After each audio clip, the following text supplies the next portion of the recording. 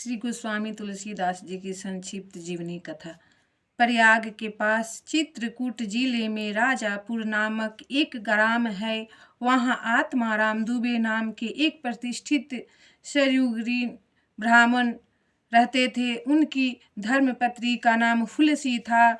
स्वतः 1554 की श्रावण शुक्ला सप्तमी के दिन अभुक्त मूल नक्षत्र में इन्हीं भाग्यवान दंपति के यहाँ 12 महीने तक गर्भ में रहने के पश्चात गोस्वामी तुलसीदास जी का जन्म हुआ।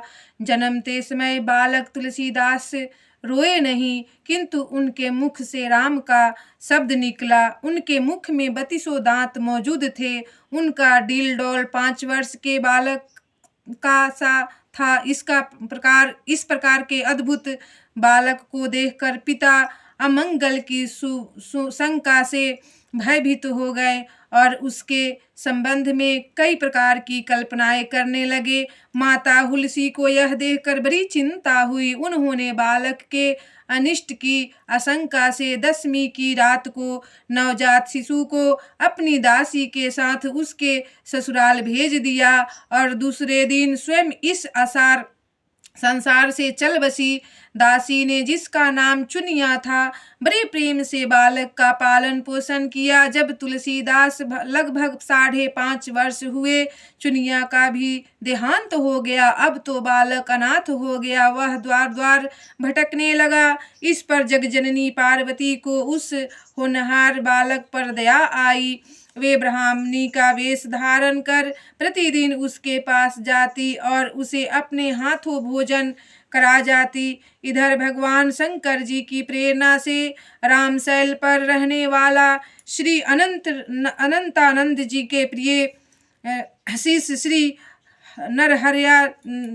नरहरियानंद जी ने इस बालक को ढूंढ निकाला और उसका नाम राम बोला रखा। उसे वे अयोध्या ले गए और वहां स्वतः 1561 माघ शुक्ला पंचमी शुक्रवार को उसका यज्ञोपवीत संस्कार कराया। बिना सिखाए ही बालक राम बुलाने लगा।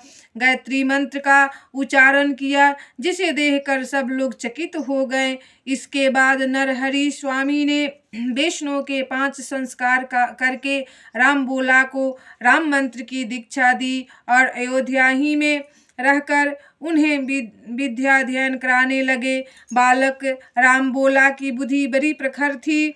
एक बार गुरु मुख से जो सुन लेते थे उन्हें कंठस्थ ही हो जाता था। वहां से कुछ दिन बाद गुरु शिष्य दोनों शुक्र क्षेत्र सीरो पहुँचे। वहाँ श्री नरहरि जी ने तुलसीदास को रामचरित्र सुनाया। कुछ दिन बाद वे काशी चले आए। काशी में शेष सनातन जी के पास रहकर तुलसीदास ने 15 वर्ष तक वेद वेदांग अध्ययन किया। इधर उनकी लोक वासना कुछ जागृत हो उठी और अपने विद्या गुरु से आज्ञा लेकर वे अपनी जन्मभूमि को लौट आए। वहां आकर उन्होंने देखा कि उनका परिवार सब नष्ट हो चुका है। उन्होंने विधि पूर्वक अपने पिता आदि का श्राद्ध किया और वहीं रहकर लोगों को भगवान राम की कथा सुनाने लगे। स्वतः 1583 ज्येष्ठ शुक्ला 13 तारीख गुरुवार को भारद्वाज गोत्र की एक सुंदरी कन्या के साथ उनका विवाह हुआ और वे सुखपूर्वक अपनी नवविवाहिता वधू के साथ रहने लगे। एक बार उनकी स्त्री भाई के साथ अपने मायके चली गई। पीछे पीछे तुलसीदास जी भी वहां जा पहुँचे। उनकी पत्नी ने इस पर उन्हें बहुत धिक्कारा और कहा कि मेरे इस हार मांस के शरीर में जितनी तुम्हारी आसक्ति है, उससे आधी भी यदि भगवान में होती तो तुम्हारा बेड़ा पार हो गया होता। तुलसीदास जी को ये शब्द लग गया। वे एक क्षण भी नहीं रुके, तुरंत वहां से चल दिए। वहां से चलकर तुलसीदास जी प्रयाग आए। वहां उन्होंने गृहस्थ वेश का परित्याग कर साधु वेश ग्रहण किया। फिर तीर्थाटन करते हुए काशी पहुँचे। मानसरोवर के पास उन्हें कागभुसुंडी जी के दर्शन हुए। काशी में तुलसीदास जी राम कथा कहने लगे। वहां उन्हें एक दिन एक प्रेत मिला, जिसने उन्हें हनुमान जी का पता बतलाया। हनुमान जी से मिलकर तुलसीदास जी ने उनसे श्री रघुनाथ जी का दर्शन करने की प्रार्थना की। हनुमान जी ने कहा, तुम्हें चित्रकूट में रघुनाथ जी दर्शन होंगे। इस पर तुलसीदास जी चित्रकूट की ओर चल पड़े। चित्रकूट पहुंचकर राम घाट पर उन्होंने अपना आसन जमाया। एक दिन वे प्रदक्षिणा करने निकले थे। मार्ग में उन्हें श्री राम के दर्शन हुए। उन्होंने देखा कि दो बड़े ही सुंदर राजकुमार घोड़ों पर सवार होकर धनुष बाण लिए जा रहे हैं। तुलसीदास जी उन्हें देखकर मुग्ध हो गए, परंतु उन्हें पहचान न सके। पीछे से हनुमान जी ने आकर उन्हें सारा भेद बताया तो वे बड़ा पश्चाताप करने लगे। हनुमान जी ने उन्हें संतावना दी और कहा, प्रातःकाल फिर दर्शन होंगे। स्वतः 1607 की मौनी अमावस्या बुधवार के दिन उनके सामने भगवान श्री राम पुनः प्रकट हुए। उन्होंने बाल रूप में तुलसीदास जी से कहा, बाबा हमें चंदन दो। हनुमान जी ने सोचा वे इस बार भी धोखा न खा जाए, इसलिए उन्होंने तोते का रूप धारण करके यह दोहा कहा, चित्रकूट के घाट पर भई संतन की भीड़, तुलसीदास चंदन घिसे तिलक देते रघुबीर। तुलसीदास जी उस अद्भुत छवि को निहार कर शरीर की सुधि भूल गए। भगवान ने अपने हाथ से चंदन लेकर अपने तथा तुलसीदास जी के मस्तक पर लगाया और अंतर्धान हो गए। स्वतः 1628 में एक हनुमान जी की आज्ञा से अयोध्या की ओर चल पड़े। उन दिनों प्रयाग में माघ मेला था। वहां कुछ दिन वे ठहर गए। पर्व के 6 दिन बाद एक बट वृक्ष के नीचे उन्हें भारद्वाज और याज्ञवल्क्य मुनि ने दर्शन हुए। वहां उस समय वही कथा हो रही थी जो उन्होंने शुक्र क्षेत्र में अपने गुरु से सुनी थी। वहां से काशी चले आए और वहां प्रहलाद घाट पर एक ब्राह्मण के घर निवास किया। वहां उनके अंदर कवि तत्व शक्ति का स्फुरन हुआ और वे संस्कृत में पद रचना करने लगे, परंतु दिन में वे जितने पद रचते रात्रि में वे सब लुप्त हो जाते। यह घटना रोज घटती। 8वें दिन तुलसीदास जी को स्वप्न हुआ। भगवान शंकर ने उन्हें आदेश दिया कि तुम अपनी भाषा में काव्य रचना करो। तुलसीदास जी की नींद उचट गई। वे उठकर बैठ गए। उसी समय भगवान शिव और पार्वती उनके सामने प्रकट हुए। तुलसीदास जी ने उन्हें साष्टांग प्रणाम किया। शिव जी ने कहा, तुम अयोध्या में जाकर रहो और हिंदी में काव्य रचना करो। मेरे आशीर्वाद से तुम्हारी कविता सामवेद में समान फलवती होगी। इतना कहकर श्री गौरी शंकर अंतर्धान हो गए। तुलसीदास जी उनकी आज्ञा शिरोधार कर काशी में अयोध्या चले गए।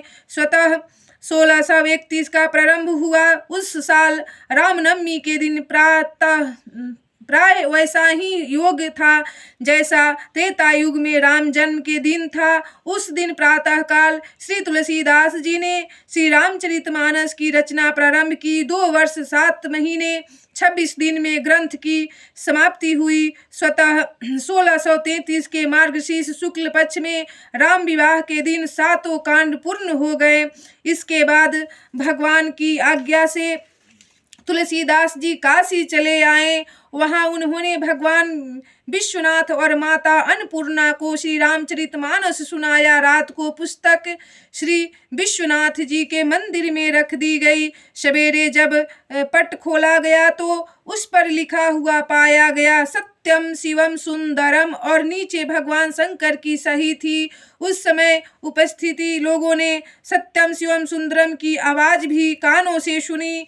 इधर पंडितों ने जब यह बात सुनी तो उनके मन में ईर्ष्या उत्पन्न हुई।